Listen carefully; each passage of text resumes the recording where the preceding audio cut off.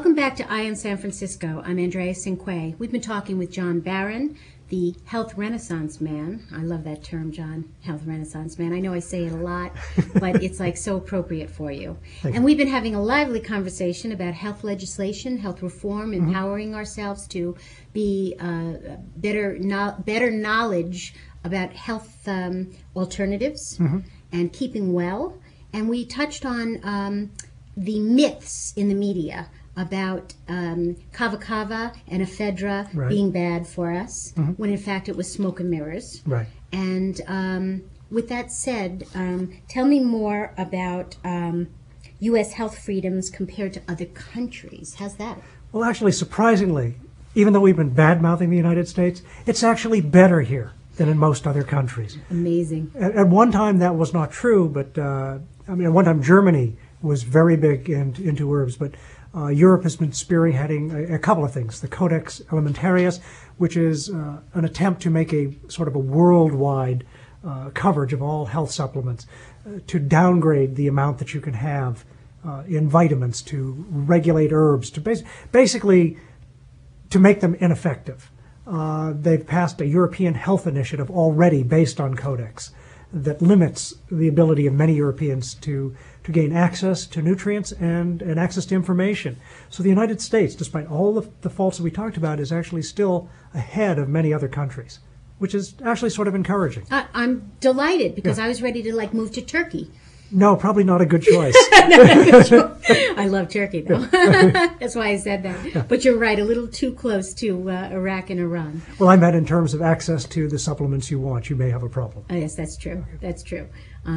So tell me more about where we could look in the future, like say 5 years down the road. Where will we be? If we empower ourselves as consumers, if we listen to you and read your newsletter and research more about supplements and the importance of leading healthy lifestyles that are lifelong, not diets, lifestyles. Where will we be in 5 years? I'm going to answer that in a roundabout way because it's one of the things you need to understand. It's about odds. There are no guarantees. We've all heard the story of the 95-year-old man who finally dies because he's shot to death by a jealous husband who finds the old man and wife with in bed with his 20-year-old wife. And this is a guy who smoked and drank every day of his life. You can find those exceptions. But we know the odds are if you smoke and drink heavily, you won't make it that long. So again, if you lead a proper lifestyle, we're talking about odds, your odds improving, your odds of not having osteoporosis, of not having heart disease. It's not that we're looking to live forever, which sounds actually rather boring if you think about it. What we're really looking for is to live at an optimum level for as long as we can. And then we just have the body go naturally. What everyone really is terrified of is that decay that begins in the mid to late 30s and just takes you steadily downhill, compromising your ability to enjoy life as you get older. Some of the statistics are frightening. Osteoporosis is not an automatic. There are countries that don't have it. In the United States, I see you're looking sharp. We can talk about that. Well, especially because,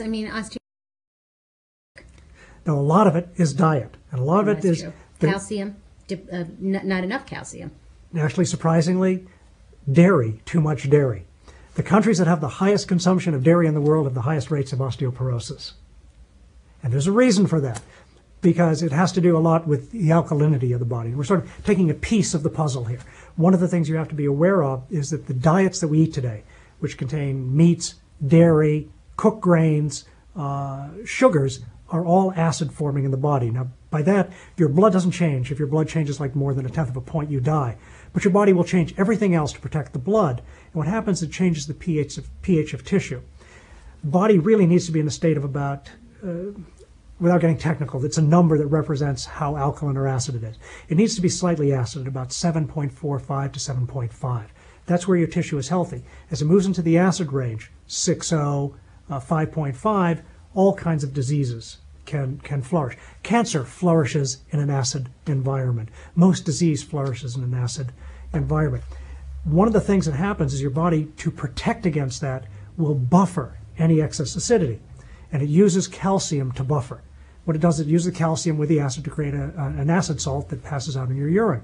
Well, if you continually are taking in foods that are very acidic, you're using all the available calcium. You can see it first if you test your saliva. you'll find that it's going very acidic. Then it goes in the soft tissue. And then it goes literally to the bone bank, or the calcium bank in your body, your bones. It will take calcium from your bones to buffer that acid. Well, dairy is very acidic and has a lot of phosphorus. It needs to be buffered. So you literally are using more calcium to process the dairy than you're getting out of the dairy. I mean, I didn't know that.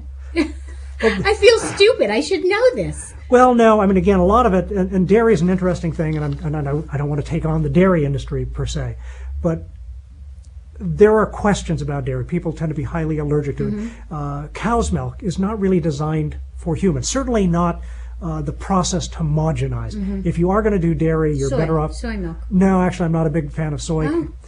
That's it. Okay. Another discussion. Another discussion on the excessive estrogens. I think in the last show we talked about the statistic of young girls. It's not only xenoestrogens, it's exposure to excessive estrogens in soy.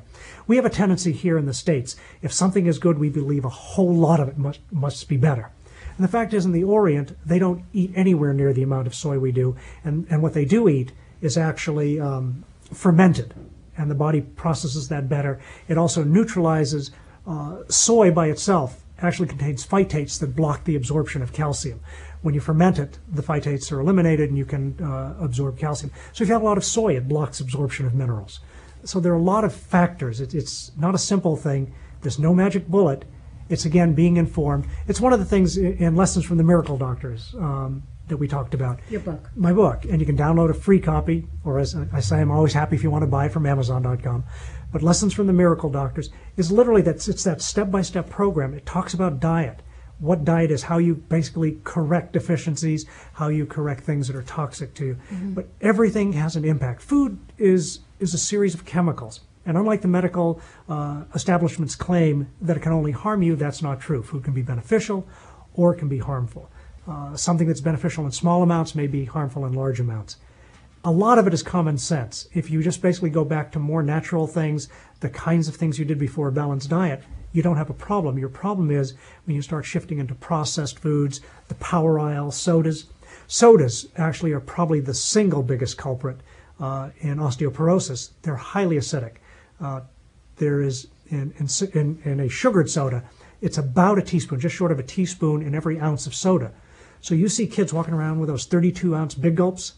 It's just under a cup of sugar in each soda. And yet, in cafeterias across America, there's soda machines. They're starting to change again because of awareness and pressure. But yes, you're right. And in fact, the schools get kickbacks from the companies that sell the soda. Of course they get. But the point is, from an early age, they're teaching them to put sugar in their body. Absolutely. And it's addictive.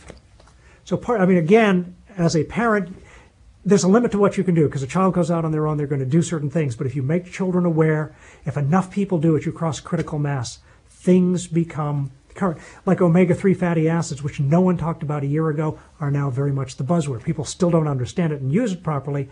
They don't understand the key is that omega-6, omega-3 balance we talked about. But awareness can grow if people choose to become aware, and you start to get momentum going in a direction. Well, I must give credit to the media, because every channel that you turn on has a health segment or a health reporter now, okay? Every major newspaper across the country has a health writer or health columnist or health special sections. So at least the media is trying to come on board and teach their readers that we've got to do something, because, you know. That's the good side. The bad side is the people they're turning to are basically the doctors who took 6 to 8 hours of nutrition. Right. And that's the point I was going to make, is that the downside is, look who they're going to be their spokespeople, to be their resources. Right. You know, they should be looking at people who spent 30, 40 years, such as yourself. Yeah. I mean, I'm giving you a credit here, who really understand the problems, who understand what the solution is. You're the one who should be out there. You're the one who should be quoted, and others like you, because there are other people like you, the Andrew Wiles of the world, and, you know. Yeah. I mean, the case, for example, on omega-3, which the FDA just allowed last year to make a claim that it can help prevent heart disease, that's been preached for decades, several decades, by people in the health industry. Other examples, folic acid. For how many years have people been saying that supplementing with folate actually prevented birth defects? How many thousands and thousands and thousands of children suffered from birth defects while basically there was resistance from the establishment community and the FDA? By turning to the wrong people, in effect, people get harmed. And that's sad. Yeah, it is sad. And I hope that there is a turn, a more heightened awareness, that is, so that we just learn to do and make the right choices and be healthier. I know, just having spoken with you for 2 shows now, I've learned so much, and I appreciate that because I'm middle-aged. I'm considered middle-aged, and I believe that it's never too late to start over. You mentioned osteoporosis. Well, I don't have osteoporosis, but I know that I could get osteoporosis, and I also know that heart disease is reversible. Yes. And that even though I have heart disease in my family, and I may not eat a heart-healthy diet all the time, that I could learn to live a better lifestyle so that I'm not at risk. And anyone who's watching this show should learn the same thing. Well, in fact, you said it's never too late. Here's a great statistic. They found that people in their 90s can, in a matter of 10 weeks or less, increase muscle strength by over 300% if they start exercising. You're absolutely right. It's never too late. Is that a fact? Yeah.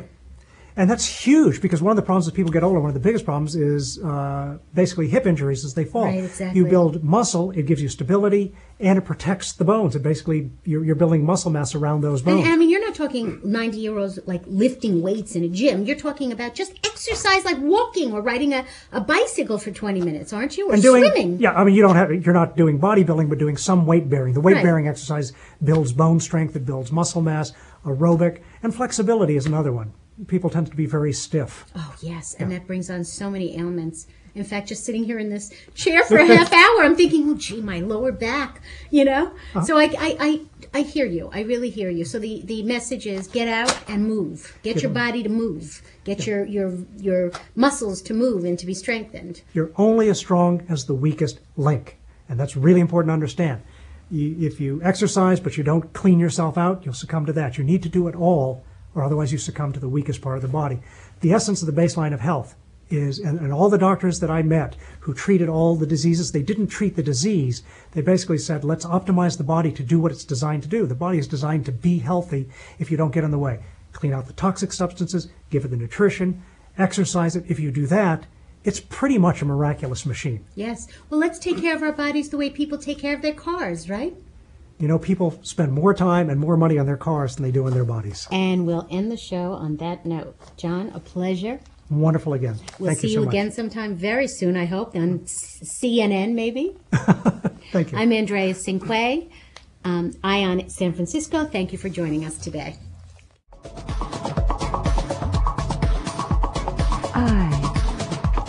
ITV.